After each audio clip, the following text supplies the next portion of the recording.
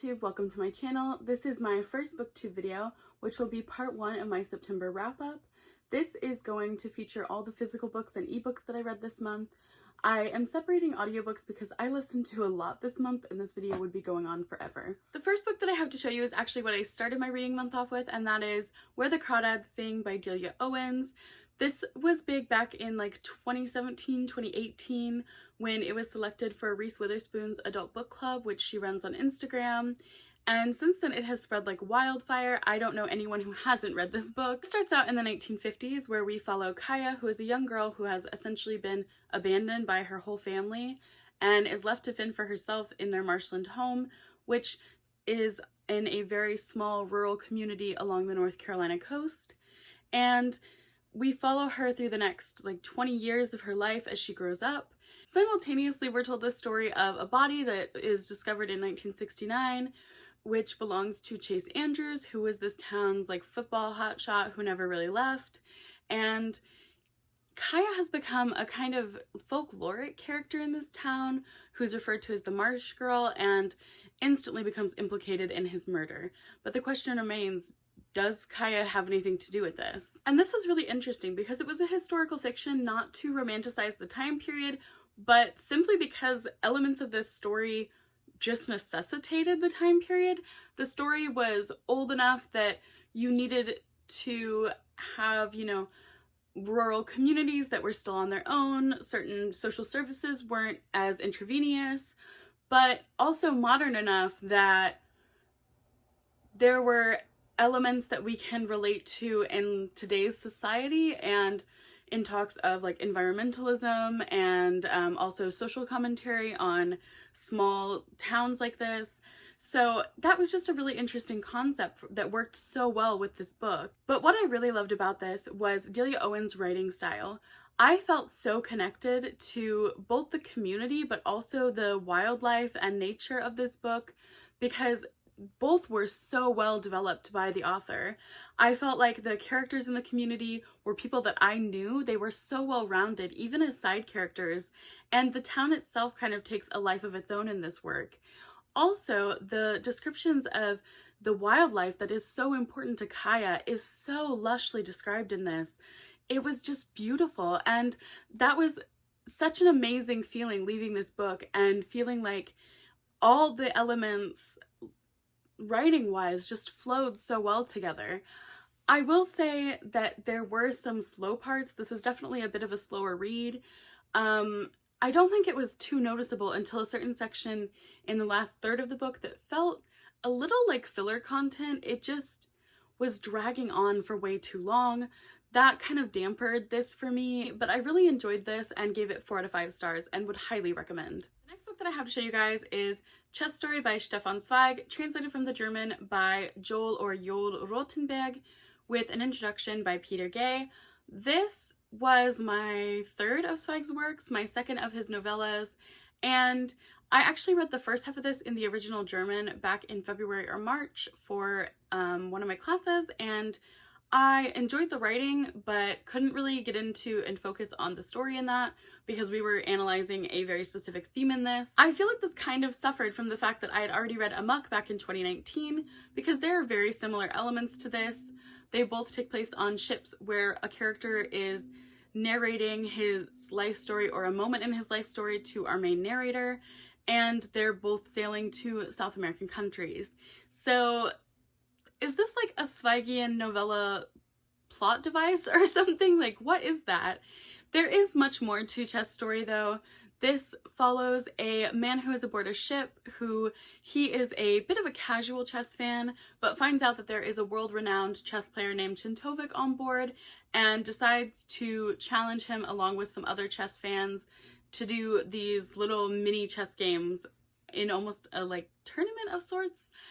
And none of them prove to be a worthy opponent until they meet this man named Dr. B, who has a really peculiar relationship with chess and proves to be a worthy opponent of Chintovic in this kind of do-or-die chess match that the two play out through most of the novel.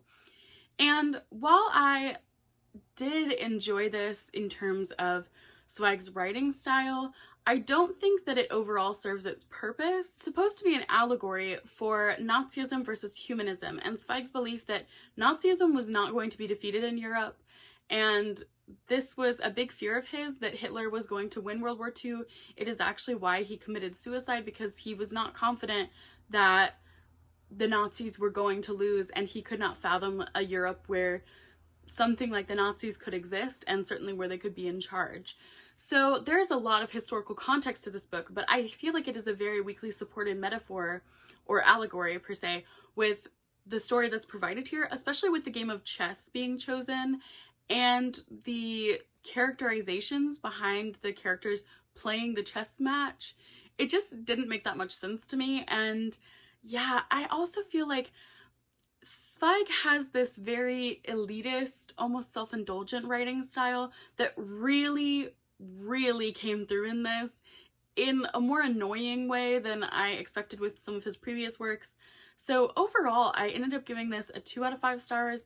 It might be one I try to reread again in the future, but I was not really that impressed with this, and definitely don't understand the major hype that this book receives. The book that I read was the ebook of Minor Arcana by Jerry Lambert. This was sent to me in exchange for an honest review, and I am a little confused as to how I got sent this book, because I hadn't read the first book. I told them that I hadn't read the first book and apologized if I wouldn't be able to review it, and I was told that it was a standalone. It is not a standalone, so there was a lot of confusion about that, and I went into this book with that like thought process going on. This book takes place a year after the events of the first book, where we follow, I believe, the same main character, Georgianne Blaylock, who is an interior designer trying to rebuild her business after the PR nightmare that was whatever happened in the first book. So Georgianne and her business partner Tom get hired to do this Yuletide gala called Revillion, which is a big festival party that takes place in New Orleans mansions every year, and this specific mansion that Georgianne was already renovating for its owners was selected, so she gets hired on for the party as well. But there are some supernatural elements that might prevent her from being able to complete this big party. This sounded like an interesting story when I was first reading the summary, in terms that it takes place in New Orleans and involves supernatural elements, but is focused around the Christmas season instead of just Halloween, and it sounded like there were going to be quite a few different things explored in here, because it was also pitched as a bit of a historical fiction, which is due to one specific storyline. So I was more looking at those elements, and overall, there were those elements. There was just such poor writing, yet so many stories going on in this, and nothing really flowed well together. There were new characters introduced into just this story that had no development over the course of the story, but were supposed to be very integral to the plot line that the author was trying to serve through. And overall, I just kept wondering, what was the point of this book? What was the point of this specific story? It could have definitely been a standalone had it just been rewritten a little bit better, but it wasn't. It was almost like it was setting up a series, but was also not the first book in a series, so it was really confusing in that respect. And I just think overall this did not work well. I did not get on with the writing style at all, and I ended up giving it a 1 out of 5 stars. The book that I read was Their Eyes Were Watching God by Zora Neale Hurston. This was a part of a buddy read book club between one of my good friends from college and I, where every month we each pick one book, and over the course of the month we read her book for the first half of the month and then my book for the second half, and this was her selection for the first half of August. Our only qualification for books are that they have to be by a BIPOC author. We're currently trying to work our way through some classics, hence this selection. So this is the story of Jamie, who at the start of the novel is returning to this really small town where she spent the majority of her adult life, and she begins recounting her entire life story to one of her friends who she's reunited with. This starts out with her explaining her childhood with her grandmother, and then follows her through 3 marriages that define her life. Now, I was kind of conflicted by this, because on the one hand, I absolutely love Zora Neale Hurston's writing style. I felt like there was such a genuine narration to this, and whenever I listened to the last 2 chapters of this on audiobook narrated by Ruby D, I really gained an appreciation for how genuine this story felt and how it flowed, and there was just so much lyricism to her writing, and that is considering the fact that it's not like this perfect writing. It was written in dialects of how the characters from southern states would speak, and I really appreciated that aspect to this. Also, the way that she creates these fictional communities, the people within them that were so well-rounded, and also the commentary in this on race and socioeconomic circumstances was so naturally interwoven. They felt like genuine conversations these characters would have without this kind of forced development to them. It was just so well done, and I was a little bit disappointed by the other half of this, that was Janie didn't really have any development. She was an unlikable character, and this whole working up to a climax in this novel, which was only really reached in the last 40 pages, was really underwhelming, because it felt like the rug was trying to be pulled out from under you, but you trip over the rug and then you and both Hurston end up falling because it was just so poorly executed, and it was unnecessary to end the book like that. And it was even more unnecessary for the weird plotline that kind of took up the majority of that ending, and it was so drawn out when it didn't need to be. I just felt like that really tarnished this book for me, because it was such a poor ending, and there could have been so much more exploration of Janie, and there could have been this revitalization in the end of the novel where she finally understands her worth. She sees that she still has so much of her life left to live, and she can just be her own person or have some character development, but there was none of that for Janie, and that was really disappointing. I just don't understand it. I don't understand the why of this novel in terms of Janie as being the main character. I ended up giving this a 3 out of 5 stars, and my final thoughts on this are, I hate tea cake. That's it. Next, I picked up Siddhartha by Hermann Hesse, translated from the German by Rika, with an introduction and notes by Robert A.F. Thurman. I picked this up on the recommendation of a good friend of mine who said that this was their favorite book of all time. I'd had it on my shelf for a number of years, and it's a German classic, which I am trying to work my way through those, so figured why not. I totally thought that this was the story of Siddhartha Gautama, the Buddha's search for enlightenment, and this is about an entirely different Siddhartha who is looking for spiritual fulfillment, but that may not necessarily mean enlightenment. This story took me a while to get into, because I came into the first few chapters still thinking that this was the story of the Buddha's life, and so I kind of had to reread those and consult the notes, which were sadly not very helpful. And then I realized, oh wait, no, this is about like an entirely different person, and could finally get into the story. The second half of this really blew me away. I felt like there was so much wisdom about life, love, learning, philosophy, psychology, religion.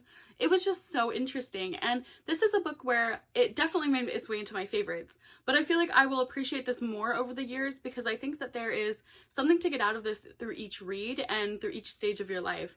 So I really enjoyed this, minus the kind of awkwardly slow beginning where the notes were completely unhelpful. Sorry, Robert A.F. Thurman, but they just did not explain anything. So I ended up giving this a 4 out of 5 stars.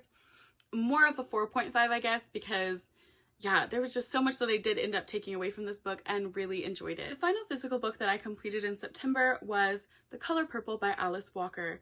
This was my selection for the book buddy club with my friend from college, and I picked this because I've been wanting to read it for years, but also Alice Walker has been heavily inspired by Zora Neale Hurston, so I thought that this would be a good follow-up to Their Eyes Were Watching God.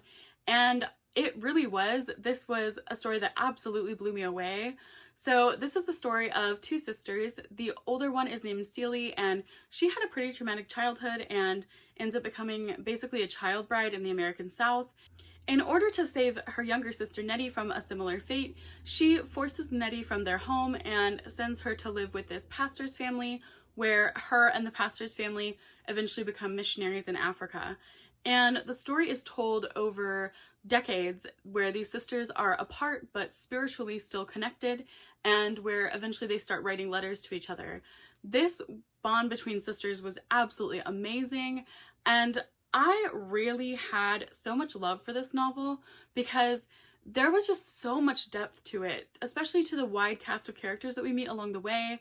There were clear right and wrongs, but there were also a lot of morally gray areas in this story, where you were left to form your own interpretation, your own judgment of these characters, which oftentimes meant not really judging them, but more just listening to these characters and their stories and the experiences of this community of people. And yeah, this book just really blew me away. I am so excited to watch the movie of this because I have been putting off watching that for years now, and I've heard that it's absolutely amazing. So yeah, a lot of love for this book. It definitely made its way into my favorites, and 5 out of 5 stars, brilliantly done. Now, there are still a few days left in September from when I'm filming this, and I'm currently in the middle of an ebook called Bonds of Love and Blood by Marylee MacDonald.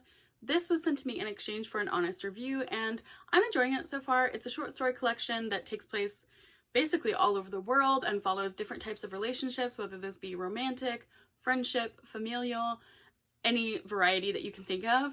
And I am liking the writing style, and I find that they are kind of cozy stories, so it's been nice to read as fall has been sweeping its way in. And I'm also hoping to finish a physical book before the month ends, and that is Homegoing by Yaa Gyasi.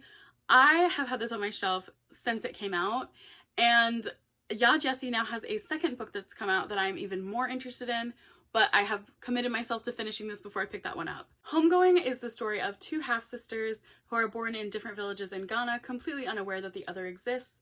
One sister ends up marrying a wealthy Englishman and living along the Ghanaian coast in a pretty nice castle. The other one ends up being captured in a raid on her village and forcibly imprisoned in the castle before being sold into slavery in the transatlantic slave trade. And from there, we follow 8 generations of these sisters' descendants and see how the different paths that these sisters were set off in life determines a lot of things that influence their descendants. And there's actually a little blurb on the back here that I wanted to read. It's kind of a description of the book, but it is one that really drew me in and made me want to read this. And it says, Homegoing follows the parallel paths of these sisters and their descendants through the 8 generations, from the Gold Coast to the plantations of Mississippi, from the American Civil War to the Jazz Age and Harlem Renaissance. Yaa Gyasi's extraordinary novel illuminates slavery's troubled legacy, both for those who were taken and those who stayed, and shows how the memory of captivity has been inscribed on the soul of our nation. I think this is going to be an emotional and difficult read at times, but definitely one that I will be taking things away from and maybe even learning some things along the way. And yeah, that is the final book that I hope to finish this month. I hope you guys enjoyed this video, and part 2 will be coming up shortly this week.